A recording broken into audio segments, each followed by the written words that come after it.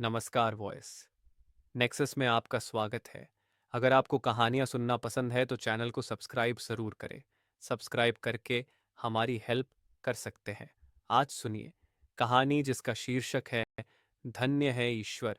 लाला जी का बेटा अनंग 6 फुटा, गेहुआ रंग, तीखे नाक नक्श का धनी है पर गूंगा, दिव्यांग, 2 भाइयों में बड़ा।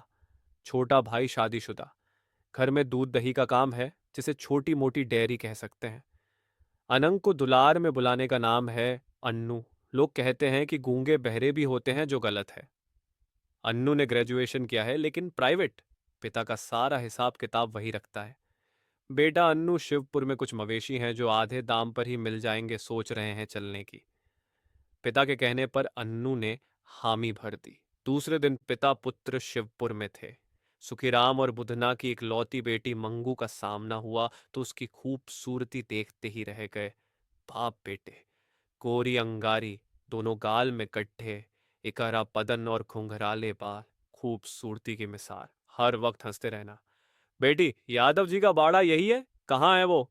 उसने उंगली से इशारा किया कि सामने, जहां उसके पिता सुखीराम थे।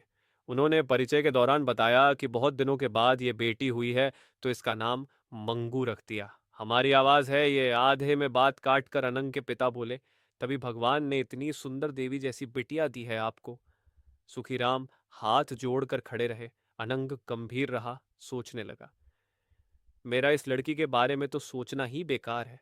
कहाँ ये और कहाँ मैं, कहीं से भी मैं फिट नहीं बैठता।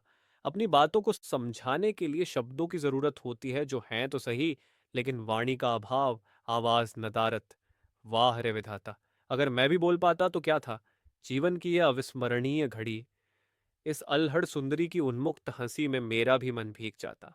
ऐसी जीवन संगिनी पाकर मैं तो संसार का सबसे भाग्यवान और धनी व्यक्ति बन जाता। सभी मेरे आगे कंगाल नजर आते। खैर, तभी अनंग की तंद्रा टूटी। सामने मंगू थी चाय पानी लेकर। तालाब में मवेशी नहा रहे थे।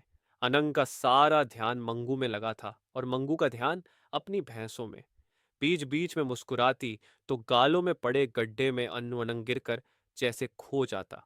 कभी कभी मंगू की हंसी अनायास ही अन्नू को गुदगुदाते हुए दिल दिमाग को अंदर तक चीर देती और वह अंदर तक सिहर उठता। जो आज तक कभी नहीं हुआ, उसे क्या हो रहा है समझ नहीं पा रहा।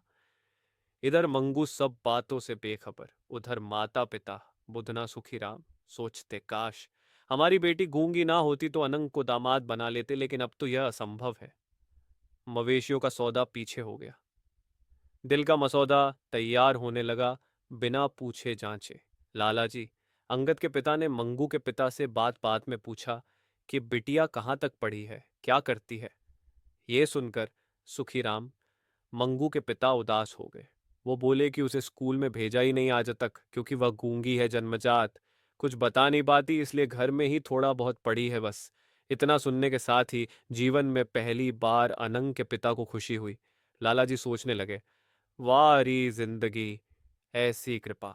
फिर अकेले में मंगू के पिता सुखीराम को ले जाकर बताया कि उनका बेटा अनंग भी जन्मजात गूंगा है, लेकिन प्राइवेट से ग्रेजुएशन किया है, सारा काम काज वही देखता है। क्या आप मेरे बेटे को अपनी बिटिया के लिए स्वीकार करेंगे? क्या हम आपके संबंधी बन सकते हैं?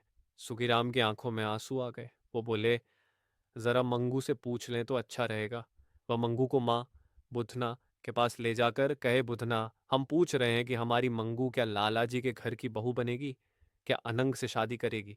क्योंकि जब यह हाँ कहेगी तभी हम उनके बेटे अनंग से बात करेंगे। पहले इसकी रजामंदी जरूरी है ना। वो सोचने लगी, यह तो साक्षात सौंदर्य सम्राट है, साधारण लड़का नहीं। और फिर दोनों गूंगे अपने अंदाज में बिंदास जिएंगे, एक दूसरे को समझेंगे और बोल तो पाएंगे नहीं, इसलिए खूब प्यार से रहेंगे और प्यार ही करेंगे।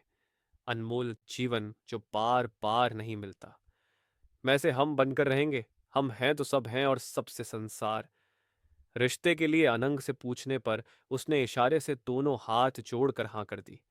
सुखीराम ने अपनी बेटी मंगू का हाथ पकड़कर अनंग के सामने कर दिया। उसने बहुत ही प्यार और आत्मीयता से दोनों हाथ जोड़ दिया। मंगू ने भी हंसते हुए दोनों हाथों को जोड़कर इशारे में अपनी स्वीकृति दे दी, जैसे वो कह रही हो कि धन्य है ईश्वर, आगे भी हम दोनों गूंगों पर अपनी कृपा बनाए रखना। हम सदा साथ रहें और पास पास रहें। अगर आपको कहानियां सुनना पसंद है तो चैनल को सब्सक्राइब जरूर करें, वीडियो को लाइक एवं कमेंट करके अपना सुझाव दे। सब्सक्राइब करके हमारी हेल्प कर सकते हैं। धन्यवाद।